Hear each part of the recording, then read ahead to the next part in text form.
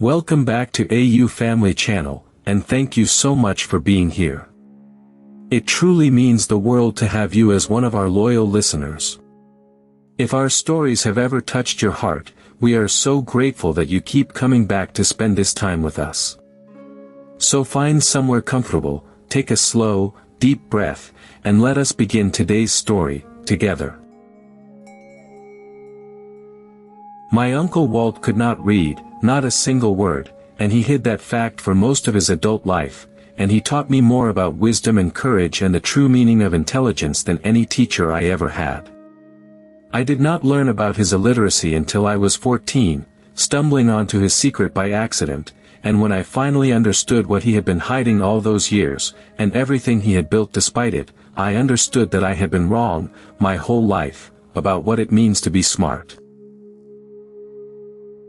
I need you to understand who Uncle Walt was to me before I tell you about the secret, because that context matters enormously.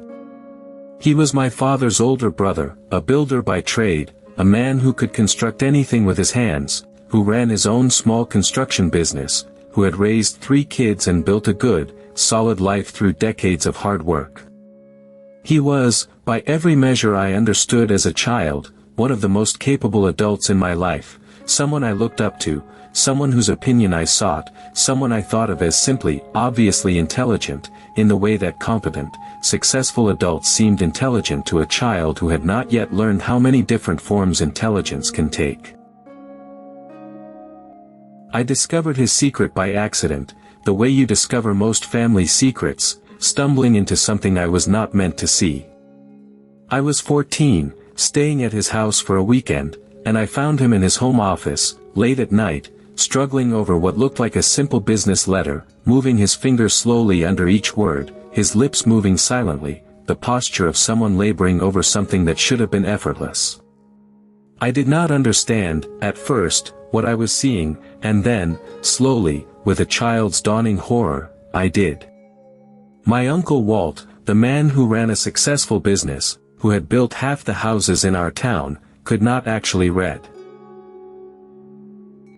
I did not say anything that night, too confused and too aware, somehow, that I had witnessed something private, something my uncle had not chosen to show me. But I could not stop thinking about it, could not reconcile the image of Uncle Walt struggling over a simple letter with the image I had always carried of him as one of the most capable people I knew. It took me weeks to work up the courage to ask my father about it, and when I finally did, haltingly, uncertain whether I was betraying some family confidence, my father sat me down and told me the whole story, a story I had never known, about his brother's entire life. Walt had struggled with reading from his very first years in school, my father explained, in a time and place where the particular learning difficulty that made letters swim and scramble on the page was not understood, not diagnosed, not accommodated in any way.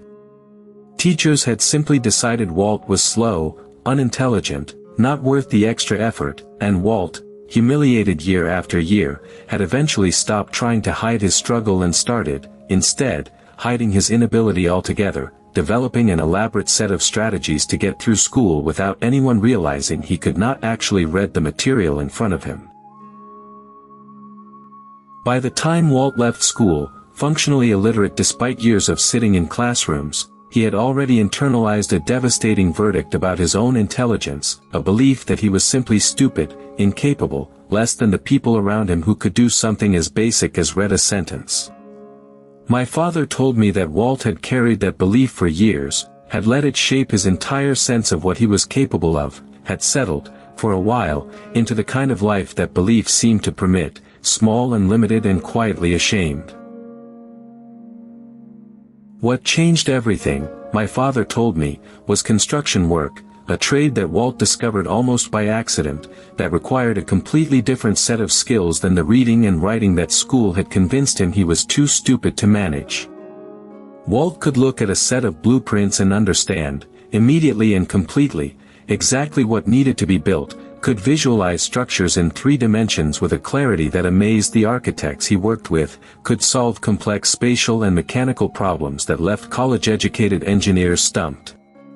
He had, it turned out, an extraordinary intelligence, just not the kind that school had ever bothered to test or value. I asked my father how Walt had managed to run an entire business, for decades, without ever learning to read, and my father explained the elaborate system Walt had built to compensate, a system so sophisticated and so carefully maintained that almost no one outside the immediate family had ever discovered his secret.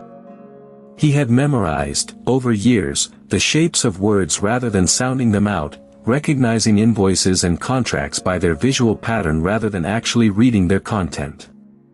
He relied on his wife, my aunt, to handle all written correspondence, presenting it to clients as simply a division of labor rather than a necessity born of his inability. The lengths Walt had gone to hide his illiteracy, were staggering once I understood them: decades of careful strategy, of memorized routines, of quick thinking to cover moments when his inability might have been exposed. He had learned to ask people to summarize written material verbally, framing it as simply preferring conversation to paperwork. He had developed an extraordinary memory, capable of holding enormous amounts of information that other people would have simply written down, because writing things down required an ability he did not have. He had built an entire successful career, essentially, around compensating for a disability that most people never even suspected existed. I confronted Walt about it, eventually, a few weeks after my father's explanation, nervous and uncertain how he would react to being found out. And Walt, to his enormous credit, did not deny it or deflect.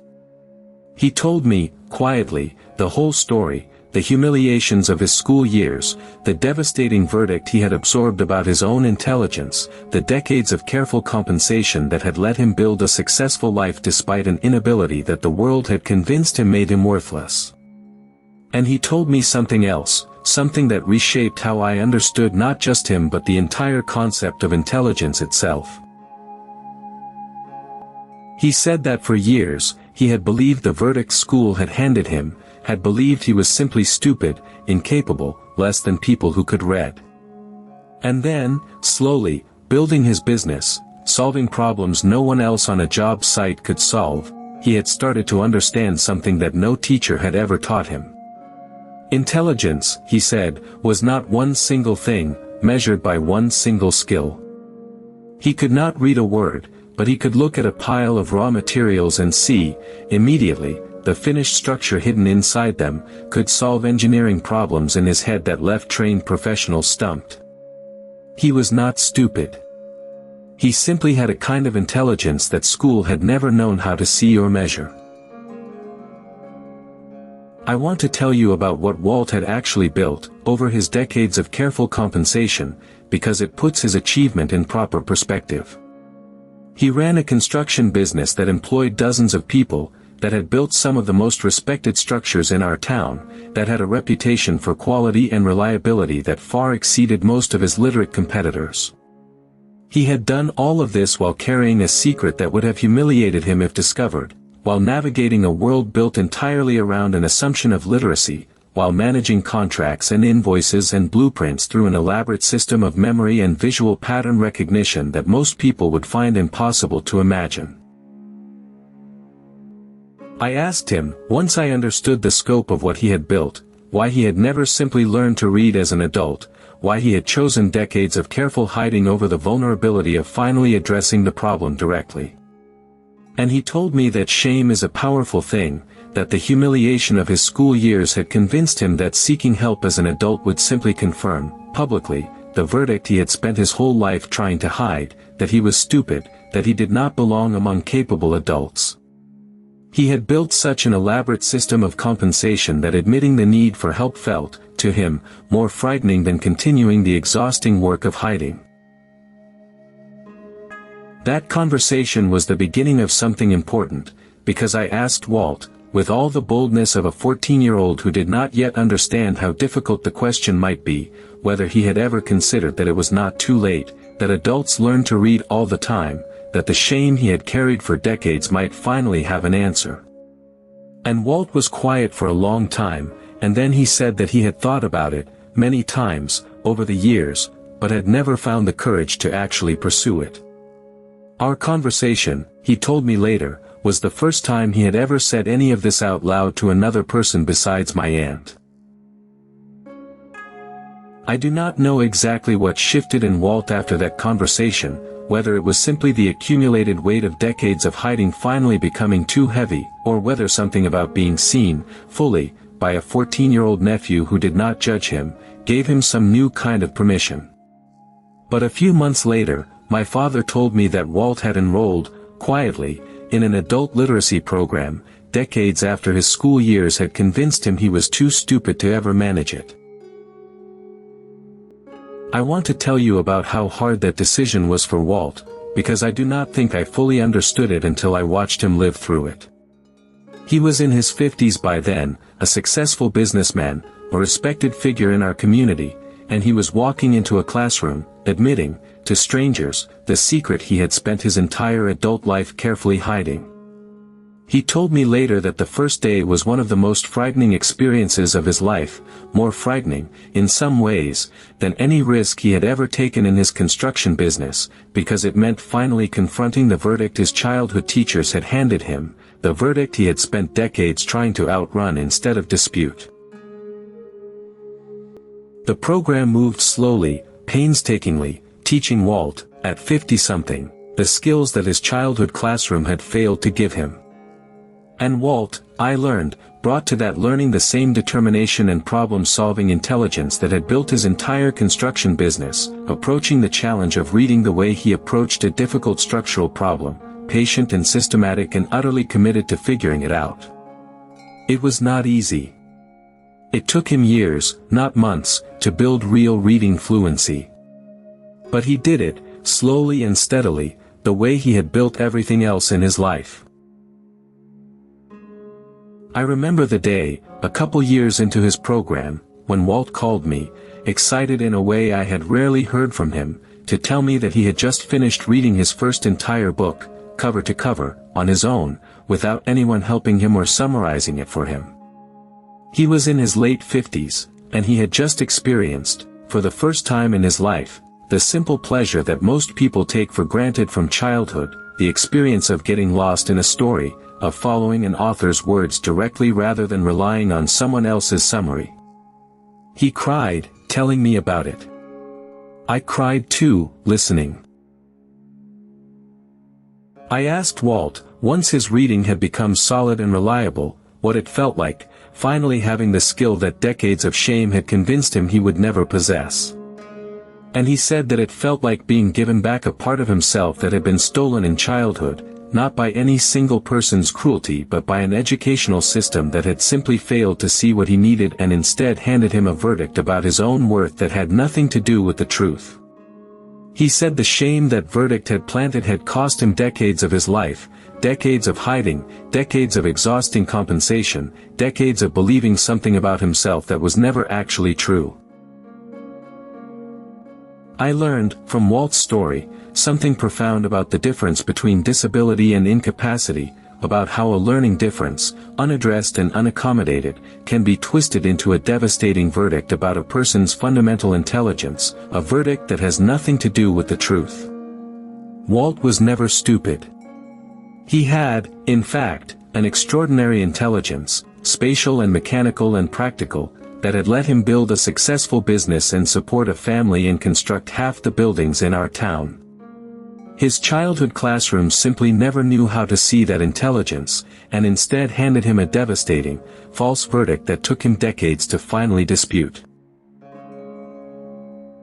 I have thought often about how many other Walts exist in the world, brilliant people carrying some verdict from a childhood classroom that never knew how to see their particular kind of intelligence, hiding some inability behind decades of careful compensation, believing, wrongly, that they are simply stupid because school measured only one narrow kind of ability and found them wanting.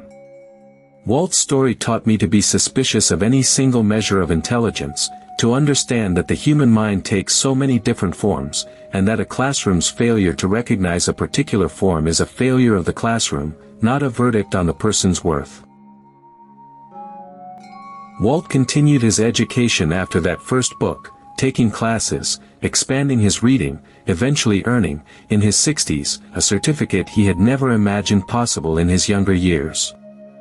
And I watched him transform, over those years, not just in his practical ability to read but in his entire sense of his own worth, the shame that had shaped so much of his adult life gradually replaced by a hard-won confidence, a genuine pride in an achievement that had taken him decades and enormous courage to finally claim. I asked Walt, once, whether he regretted the decades he had spent hiding, whether he wished he had found the courage to address his illiteracy sooner, in his 20s or 30s instead of waiting until his 50s. And he said that regret was not particularly useful, that the shame of his childhood classroom had been a real and powerful force, and that it had taken him exactly as long as it took to finally find the courage to confront it. He said the important thing was not when he had finally done it, but that he had done it at all, that he had refused to let the rest of his life be defined by a verdict a childhood classroom had wrongly handed him. I learned, watching Walt's journey, about the particular courage it takes for an adult, successful and respected in every other measure, to admit a fundamental inability and seek help for it, to risk the humiliation of appearing, publicly, exactly as incapable as their worst childhood fears had once suggested.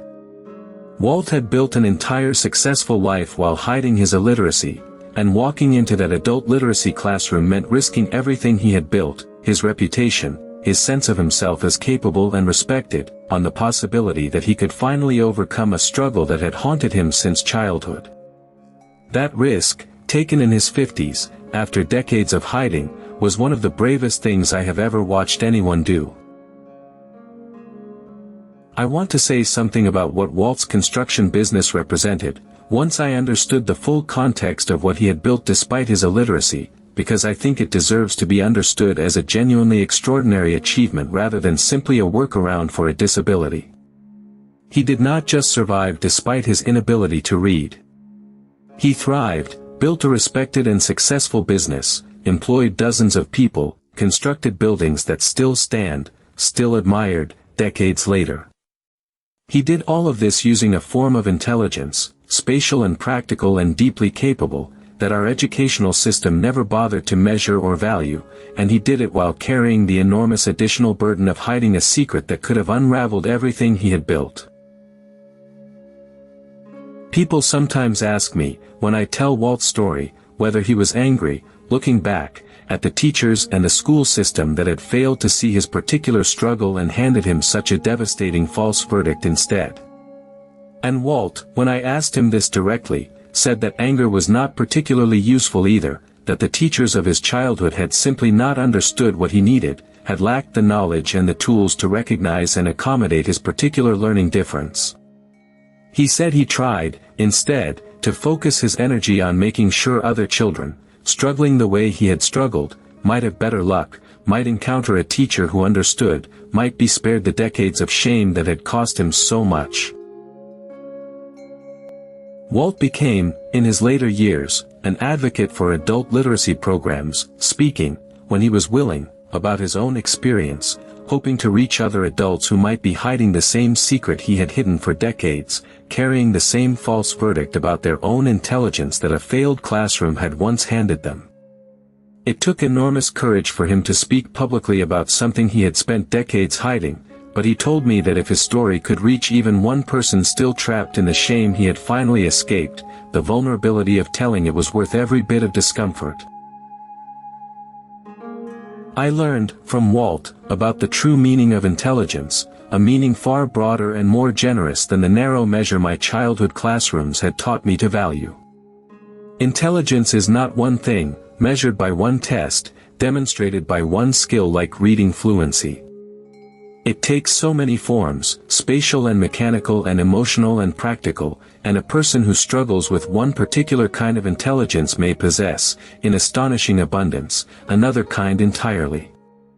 Walt could not read a word for most of his life, and he was, by any honest measure, one of the most intelligent people I have ever known, capable of feats of spatial reasoning and practical problem solving that left literate, educated professionals amazed. I have carried Walt's lesson with me into how I think about intelligence in everyone I meet, refusing to let any single measure, academic or otherwise, stand in for a complete verdict on a person's capability. I try to look, the way Walt eventually learned to see in himself, for the particular kind of intelligence each person carries, understanding that our educational systems and our cultural assumptions often value only a narrow slice of what human minds are actually capable of, leaving brilliant people, like Walt, carrying false and devastating verdicts about their own worth for decades before, if they are fortunate, they finally learn the truth. There is an image I carry from the day Walt called me, joy in his voice, to tell me he had finished his first book. I return to that image whenever I am tempted to judge someone's intelligence by a narrow measure, a test score, a single skill, a single moment of struggle. I remember that behind that struggle might be an entire hidden world of capability, waiting, the way Walt's spatial genius waited behind his inability to read, for someone or something to finally recognize it. Walt taught me to look deeper, to ask what kind of intelligence a person might actually possess, rather than accepting the narrow verdict of whatever measure happened to find them wanting. I think often about the years Walt spent hiding, the exhausting daily work of compensation, the shame that shaped so much of his adult life, and I feel a particular grief for all that lost time, all those years he could have spent simply reading, simply enjoying a skill that most people take entirely for granted. But I also feel enormous admiration for what he built anyway, despite that hidden struggle, and for the courage he eventually found, in his 50s, to finally confront it. His story is not simply a story of disability overcome. It is a story of an entire life built successfully around a hidden struggle, followed by the late, hard-won courage to finally address that struggle directly. If there is one thing I want you to take from Walt's story, it is that intelligence takes so many forms that our narrow educational measures often fail to see, and that a person struggling with one particular skill, reading or otherwise, may carry, hidden beneath that struggle, an extraordinary capability in some other domain entirely. Do not let a single measure define your understanding of someone's intelligence or worth. Look deeper. Ask what kind of mind they actually have. You may find, as I found with Walt, one of the most brilliant people you have ever known, hidden behind a struggle that a narrow system simply never learned to see. Walt passed away a few years ago, and at his funeral, I stood up and told this story, the story of a man who could not read for most of his life and built, despite that, one of the most successful businesses in our town, and who found, in his 50s, the extraordinary courage to finally confront the shame that had shaped so much of his life. I watched people in that room who had known Walt for decades, who had never known his secret, hearing it for the first time, their understanding of him deepening in real time, their respect for what he had built growing even larger as they understood the hidden struggle behind it. I learned, from Walt's entire life, that the verdicts handed to us in childhood, however devastating, however deeply we internalize them, are not necessarily true, and that it is never too late to dispute them, to seek help, to finally claim an ability that shame convinced us we could never possess. Walt waited until his 50s. I wish he had not had to wait that long, wish some teacher, somewhere in his childhood, had seen what he needed and given it to him. But his late courage, his willingness to finally confront a decades-old shame, is its own kind of triumph, proof that it is never too late to become fully who you actually are. So this week, I want to ask you to think about the narrow measures you might be using to judge someone's intelligence or capability, and to consider what hidden brilliance might exist behind a struggle you have not bothered to look past. And if you are carrying, yourself, some verdict from your own childhood, some devastating belief about your own limitations that a failed system once handed you, I want you to consider Walt's late courage, his willingness, even in his 50s, to finally confront and dispute that old verdict. It is never too late to become fully who you actually are. Walt proved that, decades after his childhood classroom told him otherwise. You can prove it too. Thank you so much for staying with me all the way to the end of this story. It truly means the world that you are here. If Walt and his hidden brilliance, his decades of quiet courage, moved your heart, please give this video a like and subscribe to AU Family Channel, where a brand new story is waiting for you every single week. And remember what an uncle who could not read taught a nephew who thought he understood intelligence. The human mind takes so many forms, and a devastating verdict from childhood is never the final truth about who you are. So this week, look deeper, in yourself and in everyone you meet. I will see you in the next one.